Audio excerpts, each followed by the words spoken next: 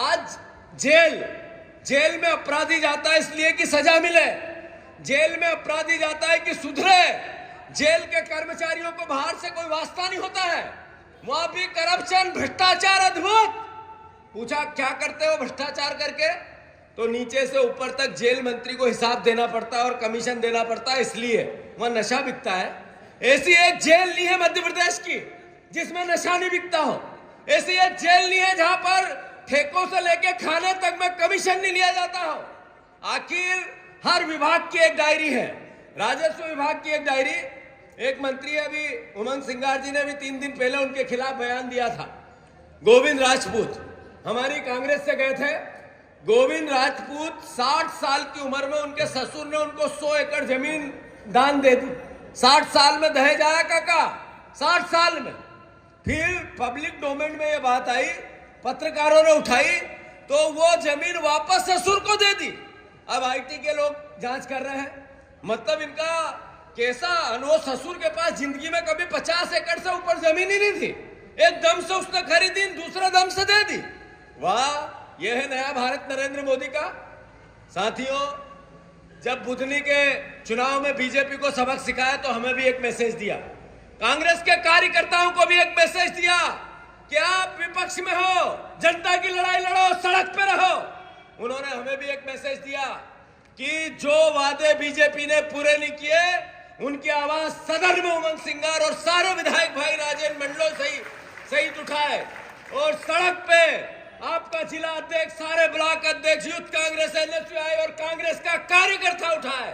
साथियों, मैं प्रार्थना करता हूं बड़वानी के सम्मानित सभी परिवार के साथियों से, लड़ाई क्या है? लड़ाई है संगठन को ताकत देने की। लड़ाई क्या है? लड़ाई है संगठन को वैचारिक रूप से सुदृढ़ बनाने की, वैचारिक रूप से आरएसएस से लड़ने की। एक बीजेपी का कार्यकर्ता होता है, मन बुद्धि का होता है, तो भी होटले पे बैठ जाए तो रवा तवा कर देता है, सही है कि गलत? और झूठ भी बोलता है तो ऐसा बोलता है कि पता ही नहीं चलने देता है सच है कि झूठ, सही है गलत?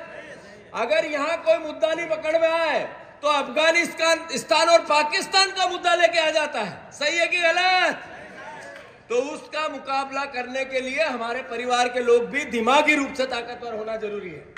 मैं फिर से राहुल गांधी उसी वैचारिक लड़ाई को लड़ने आ रहे हैं। राहुल गांधी जिन्होंने इस देश को अब की बार 400 पार, क्यों?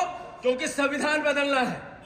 राहुल गांधी ने संविधान की किताब हाथ में ली और पूरे देश में घूम गए। उस संविधान की किताब ने 400 से 240 पे नरेंद्र मोदी को ला दिया। लाया कि नहीं लाया? यह संविधान की ताकत है, यह संविधान की दृढ़ इच्छा शक्ति है। अरे ये संविधान है जो एक आदिवासी परिवार का बेटा आज प्रदेश की सबसे बड़ी पंचायत का विपक्ष का नेता बना बैठा है। यह संविधान की ताकत है कि बड़वानी से राजेंद्र मंडलो विधायक है, हीरा अलावा विधायक है। ये जगह जगह जो एससी वर्ग के आरक्षित परिवार के लोग राजनीतिक रूप से सक्षम है, ये बाबा साहब ने ताकत दी है, राजनीतिक ताकत। पर बाबा साहब ने जब ये संविधान बनाया था तो कहा था राजनीतिक ताकत ही पूर्णता नहीं है, आर्थिक ताकत भी समानता की होनी चाहिए सभी आरक्षित वर्ग को। राजनीतिक ताकत के सामाजिक ताकत भी बराबरी की चाहिए। इस देश में वो नहीं हो रही है। राहुल गांधी जी ने वो लड़ाई लड़ी है जातिगत जनगणना। जातिगत जनगणना है क्या? गरीब की पहचान, और गरीब के लिए देश का खजाना, प्रदेश का खजाना खोले, इसके लिए होना चाहिए जातिगत जनगणना। सभी परिवार के साथियों से अनुरोध करता हूं, राहुल गांधी जी, प्रियंका गांधी जी, खड़गे जी 27 तारीख को आ रहे हैं महू में। कौन कौन लोग पूरी ताकत से सब साथियों के साथ आएगा? हाथ ऊंचे करो। सबको संसाधन नहीं हो तो राजेंद्र अध्यक्ष जी सब उपलब्ध कराना, और मैं सबको आपको निमंत्रण देने आया हूं।